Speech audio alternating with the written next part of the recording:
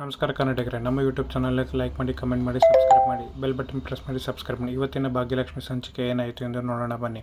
ತಾಂಡವ್ ಮತ್ತು ಶ್ರೇಷ್ಠ ಭಾಗ್ಯ ಮನೆಗೆ ಬಂದು ಅವಳನ್ನು ಕೇಳಲು ಬರ್ತಾರೆ. ತಾಂಡವ್ ಕೋಪದಿಂದ ಇರಬೇಕಾದ್ರೆ ಶ್ರೇಷ್ಠ ಹೇಳ್ತಾನೆ, ಬಾಯಿ ಮುಚ್ಕೊಂಡು ಬರೋದನ್ನು ಕಲಿ, ನಿನ್ನ ಮಾತನ್ನೆಲ್ಲ ಕೇಳ್ಕೊಂಡಿರೋದಕ್ಕಿಲ್ಲಾಗಲ್ಲ, ನನ್ನ ಮಗಳು ನನ್ನ ಮುಖ್ಯ, ಇವತ್ತು ನಾನು ಕೇಳಲೇಬೇಕು, ಭಾಗ್ಯನ ಚಾಲಾಡಿಸ್ಲೇಬೇಕು ಅಂತ ಹೋಗ್ತಾನೆ.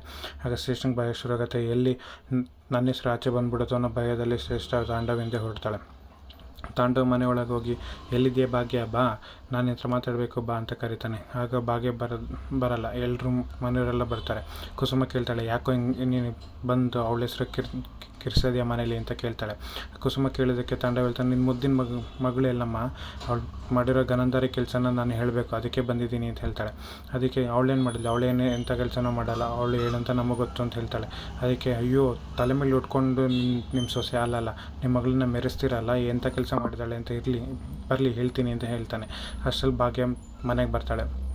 ಮನೆಗೆ ಬಂದಾಗ, ಹೇಳೆ ಎಮ್ಮೆ, ನಿಂಗೇನೇ ಬಂದಿರೋದು, ನೀನ್ಯಾಕೆ ಅಂತ ಹೇಳು ಅಂತ ಕೇಳ್ತಾಳೆ. ಕುಸುಮ ಹೇಳ್ತಾಳೆ, ನೀನು ಅವಳನ್ನೆಲ್ಲ ಬೈಯೋದೆಲ್ಲ ಇಟ್ಕೋಬೇಡ, ಇದೆಲ್ಲ ಸರಿ ಇರಲ್ಲ. ತನ್ವಿ, ನಿನಗೆ ಚೂರು ಮಾನ ಮರ್ಯಾದೆ ಇಲ್ಲ, ಇಂಥ ಕೆಲಸ ಮಾಡಿದೆಲ್ಲ ನಿನಗೇನು ಅನಿಸಲ್ವ ಅಂತ ತಾಂಡವ್ ಬೈಯಕ್ಕೆ ಶುರು ಮಾಡ್ತಾನೆ. ಕುಸುಮ ಕೇಳ್ತಾಳೆ, ಯಾಕೆ ಅವಳನ್ನ ಒಂದೇ ಸಮ ಬೈತಿದೆ, ಅವಳೇನು ತಪ್ಪು ಮಾಡಿದ್ದಾಳೆ ಅಂತ ಕೇಳ್ತಾಳೆ. ಆದರೆ ಭಾಗ್ಯ ಉತ್ತರ ಕೊಡುವಂಥ ಪರಿಸ್ಥಿತಿಲಿರಲ್ಲ. ಯಾಕೆಂದರೆ ತಾಂಡವ್ ಭಾಗ್ಯಂದೇ ತಪ್ಪು, ಭಾಗ್ಯನೇ ಕಳಿಸಿದಾಳೆ ಅಂತ ತಾಂಡವ್ ಅಂದ್ಕೊಂಡಿರ್ತಾನೆ. ಅದಕ್ಕೆ ತನ್ವಿನೂ ಏನು ಮಾತಾಡೋಕ್ಕಾಗಲ್ಲ, ಭಾಗ್ಯನೂ ಏನು ಮಾತಾಡೋಕ್ಕಾಗದೆ ನಿಂತಿರ್ತಾರೆ. ಪೂಜಾ ಕೇಳ್ತಾಳೆ, ಏನು ಮಾಡ್ಕೊಂಡೆ ತನ್ವಿ, ಹೇಳು ಅಂತ ಹೇಳ್ತಾಳೆ. ಇಲ್ಲಿ ಶ್ರೇಷ್ಠಂಗೆ ಭಯ ಶುರು ಆಗಿರುತ್ತೆ. ಅದು ಏನು ಮಾತಾಡೋಕ್ಕಾಗ್ದಲ್ಲೇ ಸುಮ್ಮನೆ ನಿಂತಿರ್ತಾಳೆ. ಇಲ್ಲಿ ಸುಂದ್ರಿ, ಅಪ್ಪ, ತಂದೆ, ಪುರುಷೋತ್ತಮ, ಅದೇನು ಅಂತ ಬಾಯಿ ಬಿಟ್ಟು ಬೊಗಳು ಅಂತ ಹೇಳ್ತಾಳೆ. ಅದಕ್ಕೆ ತಾಂಡವ್ ಹೇಳ್ತಾನೆ, ಪೊಲೀಸವ್ರ ಕೈಯಲ್ಲಿ ತನ್ವಿ ಸಿಗಾಕೊಂಡಿದ್ದಾಳೆ, ಅದು ರೆಸಾರ್ಟ್ನಲ್ಲಿ ಮೈನರ್ ಆಗಿದ್ದು, ಅಲ್ಲೆಲ್ಲ ಹೋಗಬಾರ್ದು ಅಂತ ಗೊತ್ತಿದ್ರು ಅಲ್ಲಿ ಹೋಗಿದ್ದಾಳೆ.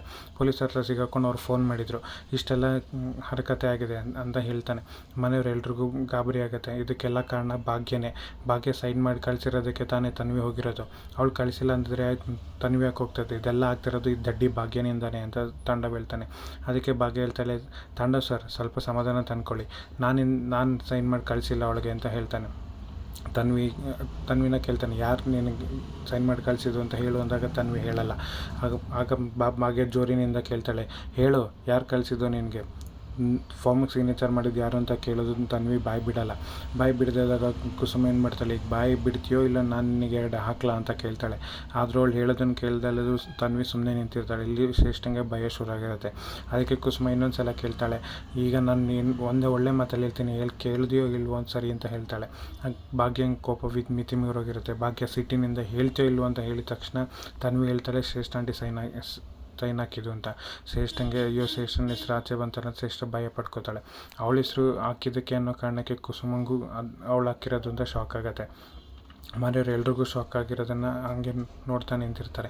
ಭಾಗ್ಯ ಕೇಳೋದಕ್ಕೆ ಶುರು ಮಾಡ್ತಾಳೆ, ನೀನು ಯಾರೇ ನನ್ನ ಮಗಳ ವಿಷಯದಲ್ಲಿ ನಿರ್ಧಾರ ತೊಗೊಳಕ್ಕೆ, ನಾನು ಅವಳನ್ನ ಕಳಿಸ್ಬೇಕಾ ಬಿಡಬೇಕಂದ್ರೆ ನಿರ್ಧಾರ ಮಾಡೋರು ನಾನು, ನೀನು ಯಾರು ಕಳ್ಸೋಕ್ಕೆ ಅಂತ ಹೇಳಿ ಅವಳು ಬಂದು ಇನ್ನೇನು ಹೊಡೆಯೋಕ್ಕೆ ಅಂತ ಬರ್ತಾಳೆ. ಅಷ್ಟರಲ್ಲಿ ತಾಂಡವೇ ಶ್ರೇಷ್ಠನಿಗೆ ಕಪಾಳಕ್ಕೆ ಹೊಡಿತಾನೆ.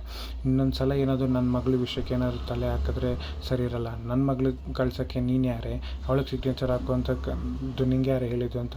ಆವತ್ತೇ ಹೇಳಿದ್ದೀನಿ, ನಿನಗೆ ವಾರ್ನ್ ಮಾಡಿದ್ದೀನಿ, ನಮ್ಮ ಅಪ್ಪ ಅಮ್ಮನ ವಿಷಯಕ್ಕೆ ನನ್ನ ಮಕ್ಕಳ ವಿಷಯಕ್ಕೆ ಬರಬೇಡ ಅಂತ, ಆದರೂ ನೀನು ಬಂದಿದ್ದಲ್ಲ ಅಂತ.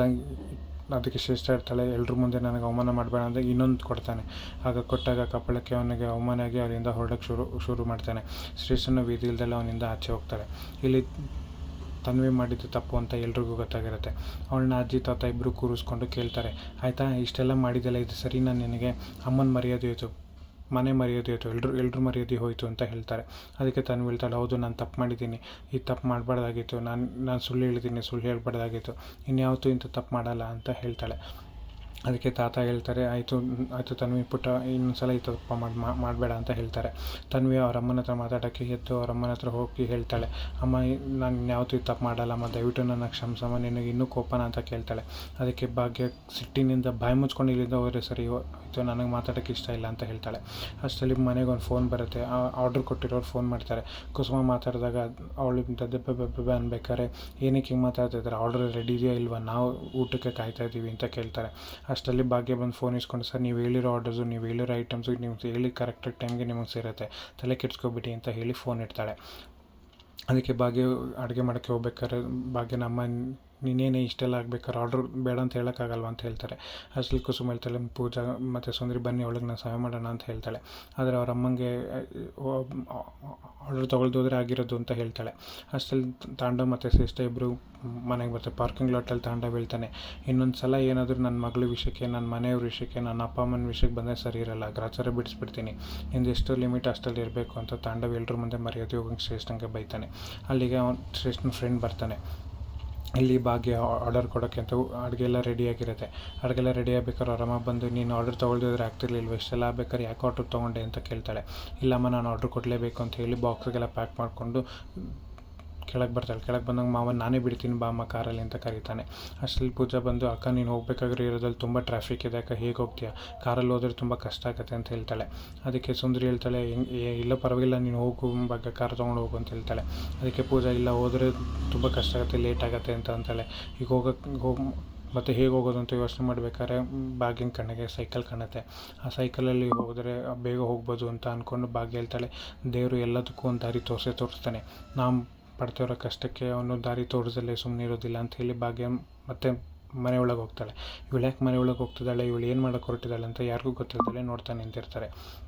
ಇಲ್ಲಿ ಶ್ರೇಷ್ಠನ ಫ್ರೆಂಡ್ ಹೇಳ್ತಾನೆ, ನಿನಗೇನಾದ್ರು ಮಾನ ಮರ್ಯಾದೆ ಇದೆಯಾ, ನೀನು ಯಾಕೆ ಭಾಗ್ಯನಂತ ಜೀವನ ಹಾಳು ಮಾಡೋಕ್ಕೆ ಹೋಗಿದ್ದಕ್ಕೆ ನೀನು ಹಿಂಗಾಗಿರೋದು, ಕಾಲೇಜ್ ಡೇಸಲ್ಲಿ ನೀನು ಎಷ್ಟು ಖುಷಿಯಾಗಿದ್ದೆ, ಈಗ ನೀನು ಖುಷಿಯಾಗಿದೆಯಾ, ಇಲ್ಲ ಅಪ್ಪ ಅಮ್ಮಂಗೆ ಅಲ್ಲೂ ಅವ್ರು ಕಂಡ್ರೆ ನಿನಗಾಗಲ್ಲ, ಅವ್ರಿಗೂ ನೀನು ಕಂಡ್ರಾಗಲ್ಲ, ಅವ್ರಿಗೆ ಫೋನ್ ಮಾಡಿ ಹೇಗಿದ್ದಾರೆ ಏನು ಎತ್ತಾನು ಕೇಳ್ದಲ್ಲೇ ಇರೋಳು ನಿನಗೆ ಇಷ್ಟೊಂದು ಬದಲಾಗೋದು ಸರಿಯಲ್ಲ, ಸ್ವಲ್ಪ ಕೃತಜ್ಞತೆ ಮತ್ತು ಮಾನವೀಯತೆ ಇಟ್ಕೊಂಡು ಜೀವನ ಮಾಡಬೇಕು, ಅದು ನೀನು ಬಿಟ್ಟು ಬದುಕಿದೆ ಶ್ರೇಷ್ಠ, ಇದೆಲ್ಲ ಬಿಟ್ಬಿಟ್ಟು ನೀನು ಸರಿ ಹೋಗು ಅಂತ ಅವ್ನ ಫ್ರೆಂಡ್ ಹೇಳ್ತಾನೆ. ಅದಕ್ಕೆ ಶ್ರೇಷ್ಠ ಹೇಳ್ತಾಳೆ, ನನಗೆ ಗೊತ್ತು ನೀನು ಯಾಕೆ ಇದನ್ನೆಲ್ಲ ಹೇಳ್ತಿದ್ಯಾ ಅಂತ, ಎಕ್ಸ್ಕ್ಯೂಸ್ ಮೀ, ನೀನು ಯಾಕೆ ನಮ್ಮ ಅಪ್ಪ ಅಮ್ಮಗೆ ಫೋನ್ ಮಾಡಿ ಇದನ್ನೆಲ್ಲ ನೀನು ಹೇಳಿದೆ, ನಿನಗದು ಬೇಕಾಗಿಲ್ಲ ಅಂತ ಹೇಳ್ತಾಳೆ. ಆದರೆ ನಂಗೆ ಗೊತ್ತು ನಿನಗೆ ಕಾಲೇಜ್ ಡೇಸಿಂದ ನನ್ನ ಮೇಲೆ ನಿನಗೆ ಲವ್ ಇತ್ತು ಅಂತ ಶ್ರೇಷ್ಠ ಅವ್ನ ಫ್ರೆಂಡ್ಗೆ ಹೇಳ್ತಾಳೆ. ಇದನ್ನು ತಾಂಡವ್ ಕೇಳಿಸ್ಕೊಂಡು ಗಾಬರಿಯಿಂದ ನಿಂತಿರ್ತಾನೆ. ಮುಂದೇನಾಯ್ತು